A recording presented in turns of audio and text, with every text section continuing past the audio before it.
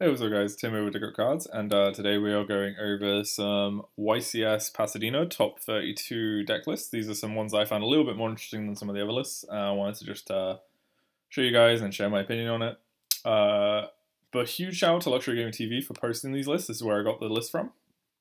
If you don't already know, Luxury Game is a really popular online tournament service. Basically, they run a lot of DB tournaments and cash tournaments and stuff like that. So be sure to go check them out on Facebook if you haven't already, and go like their Instagram and stuff like that. They've posted loads of the top 32 deck lists and some of the ones that bubbled and stuff like that. Or not bubbled, sorry, like just missed out on Top Cut. Lots of interesting lists. There's some ones that I haven't shown here that Luxury you can just go check out on Luxury, and be sure to give them a follow and like on Facebook and stuff like that. But anyway, let's just hop into it. So the first list is Nicholas Chung's top 32 Invoked Shaddoll Dogmatica Dragoon with an Eldritch Golden Lord deck. This is a very different deck. So I'm just going to preface everything with saying because I don't know these people, I got the lists off Instagram. I don't have their thought process. So if they see this video and want to leave their thought process for some ratios and stuff like that in the comments below, that'd be awesome. But I'll just try and give my 2 cents as a player and on these lists. So we'll start with this one. This one I'm probably not going to be able to give much insight to because it's so out of my comfort zone, I couldn't say. But anyway, it's 3 Gamma, a Driver, 2 Ash, 1 Draw, 1 Veiler, and 1 Imperm. And I believe this is because he's playing 2 Crossout. So this is some Crossout ratios and stuff. This card I have very little experience with, so it massively confuses me when it comes to deck building. But this is why I assume there's so many weird ratios to fit stuff across out and stuff like that. 3 Meltdown, only 2 Alistair, which is really interesting, and 2 Invocation. No Terraforming, so just 5 copies of Alistair as opposed to the usual 7, which seems a little bit low to me, but I guess it worked out. He is also playing 3 Prosp, so I guess that does add some consistency. And then for the Dogmaticas, it's 3 Nadir, 1 Ecclesia instead of 3, like a lot of the standard builds are doing. 1 Floor, 1 Maximus, 1 Punishment. 1 Ecclesia is interesting. A lot of the builds are playing 3 just because it's a good standalone card, but I guess because he needed the space for the cross-out designator stuff, he had to cut it to 1. This is what I'm assuming, obviously I can't say, because he also plays the Shaddoll package, which is really interesting that a lot of people don't play. He plays 2 Fusion, Aerial and Dragon. Aerial's really good going into a format where there's a lot of DP and stuff like that. Dragon's just really good in general because it pops stuff. Only 2 Fusion again because I assume it's crossout space. And then he doesn't play Fusion Destiny, he plays the Red Ice package. Which is interesting. We've seen this fall our favor a lot, but he went for it, so I mean, fair enough. If it works, right? And then 1 Golden Lord. I assume this is because it does some cool stuff with Shaddoll Fusion, where you send this and Dragon or Aerial to make Construct, and then you can sack Meltdown to bring back a large body. And it basically just recurs itself, and it's really good in a lot of matchups because some matchups really struggle to deal with an undestroyable monster coming back every turn. And then, like I said, 3 Prosp for consistency, and I guess digging for the multiple engines. Cool Buy, just a good card in general. 2 Crossout, which makes deck building so weird. 2 Talents, I guess similar sort of thing to Crossout, just wanting to resolve things and play through things, and then 1 Schism just as the waiting window. Onto the side, Scythe and 3 Sanctum, 2nd Draw, 2 Godala to out Crooked Cook, I assume, and other towersy type stuff. 2 Nib, 2 Ruler, 2 Lightning Storm, and 2 Twin. Again, I assume it's crossout ratios, messing around with what would normally be 3 ofs and stuff. Anyway, onto the extra. The extract's pretty cool. Does some stuff that's a little bit different. So it does 1 Outplane, 1 Construct, and 2 Window for the Shaddolls. And then 1 Entis, then 1 Agoides, 1 Mechaba, and 1 Purgatrio. No Regional Caligo is interesting. I know they're popular at the moment in this deck, but they're not in his list. I assume that's because he opted to play the Predator Plant Shimmer Afflesia, I think it's called. And basically what this one does is, once per turn during the next standby phase, after this card was sent to the graveyard, you can add a fusion spell from your deck to your hand. So it adds it could add Poly. Adds Shaddoll Fusion or Red Ice Fusion after you send it off Maximus or Punishment or something, right? So it's an interesting way to get into the engine. You can also send it off in Deer as well. It's like pretty cool. It's an alternative if you already have like Schism in hand or something, right? Or you don't want to go to Schism, you want to like resolve one of these instead. Yeah, it's pretty cool. Then Dragoon, because rare fusion package. Titaniclad, Omega, which I assume is the other thing instead of Caliga. Omega's really, really good at the moment, so I definitely would play this. Predaplan, and then... Oh yeah, you can also make this with Gamma and Driver as well, which is nice. The Predaplan, and then Almirage and Secure Gunner. So yeah, congratulations to Nicholas Chung for his top 32 with this really crazy invoked Dogmatica Shaddoll deck.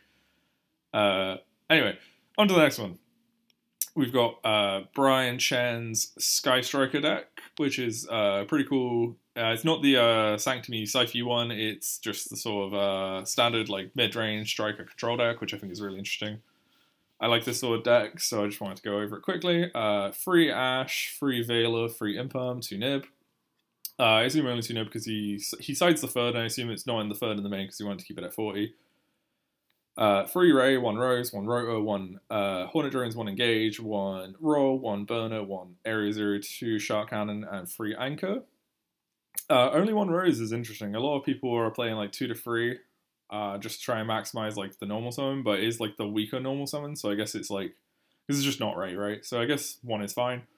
There is also 2 Props to help dig for consistency, so it's probably fine, because it's basically like, what is that, 9 copies of Ray, and an Area 0, and a Terraform, so it's probably resolving.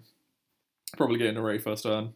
And then 1 Terraforming, 1 Callbite, 2 Droplet, 3 Fusion Destiny, Celestial Dasher, and 3 there can only be 1. So something interesting about this list is it doesn't play a Mystic Mine, even though it plays Terraforming. I guess he just elected to play Droplet instead because it was better going first, which makes sense. And, you know, going second, it also does push through things more and put spells into the grave, so that's cool. Fusion Destiny package is pretty standard in this deck now. And then free there can only be 1 because it's the best floodgate in the format, basically. That isn't like skill drain or order. It's the best like floodgate for this deck, right? Cool. So onto the side, 1 Scythe, 1 Lancia, and then 2 Sanctum. The side gets a little bit weird. Yeah, so it's those 4 instead of 3 Sanctum. He plays 2 D-Barrier, which I guess is just to have like a more diverse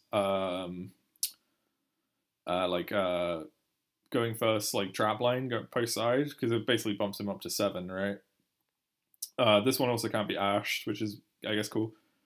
Then 2 draw. Again, I assume it's a side deck space issue. 3rd Nib, free token collector. This one's really good in this deck because you can make the Predator plan and stuff like that, or Fiber, which is nice. And Sword Soul was really, really popular this event. I think it was like 12 or 14 of the top 32 decks were Sword Soul, so this was obviously very good. Free Cosmic just is spell and trap removal. Extract is DPE, Access Code Talker, Hauka Fibrax, Anaconda, and Celine.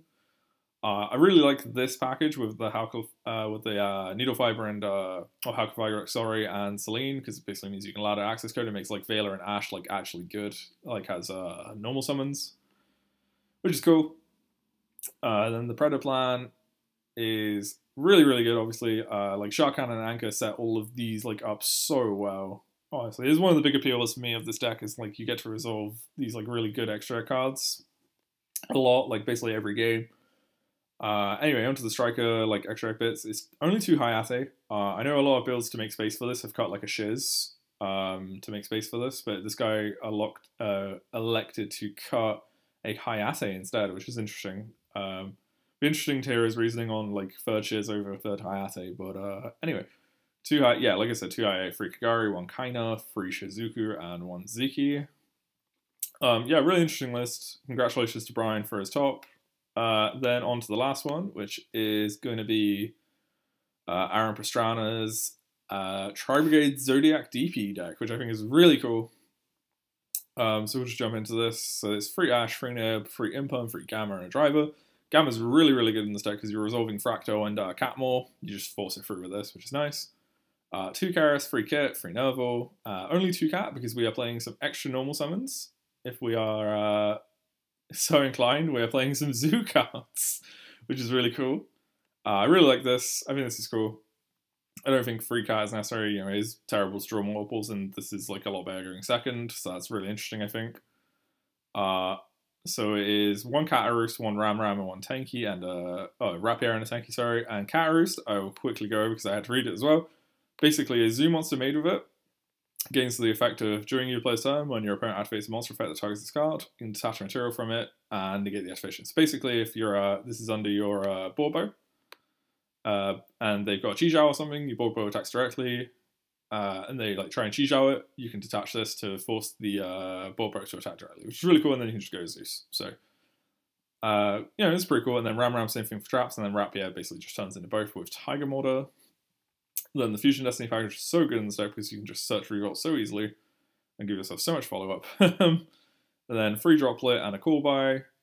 Pretty standard in a lot of the lists we've seen today, actually, is Droplet and Call By. Order is just, powerful card, Mystic Mine out and stuff like that. 2 Revolt. I like 2 Revolt in this deck, I agree with this, because you don't need the third, you're not really trying to hard draw it because it's so easily searchable, and then the second one just helps you close out the game. Then on to side, Freelance your free draw, really high impact hand traps inside, like this a lot. 2 Cosmic, I assume is extra like Cypher Mystic Mine outs and stuff, and then 3 Evenly is the Board Breaker instead of like Lightning Storm or Ruler. I'd like to see the reasoning for this as well, because I would assume you want to try and make Zeus when you're going second, but I'd be curious to see why Evenly instead, apart from obviously Evenly is just a very good card. Reboot's so good with Zeus and DP, like being able to resolve Reboot and then just Zeus them is insane.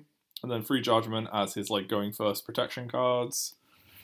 Instead of like Anti-Spell, I think this is really good because it protects you from Evenly as well. And it's a bit more diverse at the moment because the format's kind of wide. It's kind of a strange like open format. Then onto the extra deck, we got a DP, Zeus, the Zoo package, which is Borbo for attacking directly to make Zeus Chaka 9 because it lets you make some link plays. Tiger Maw because it basically means you can set up Borbo slightly better, and it's basically just chuck this one on top after. So you end up with 4 material Zeus really comfortably. Access code, Double Dragon Lords, Appaloosa, Doom Eagle, Predaplant, Amarage, Bear Broom, Blossom, and 2 Omen. Only 1 Blossom, which I think is interesting. And then Doom Eagle instead of the Rugal, the Tri-Brigade Link Free, because this one's slightly better at the moment against DP and stuff like that, and being able to give you a different colour for Access Code Talker is nice. Yeah, I hope you guys enjoyed. Like I said, huge shout out to Luxury Gaming TV on Instagram, go check it out, they've got loads of deck lists, and hopefully I'll have some more like YCS deck lists and like regional deck lists and stuff up this week. Yeah, cheers guys.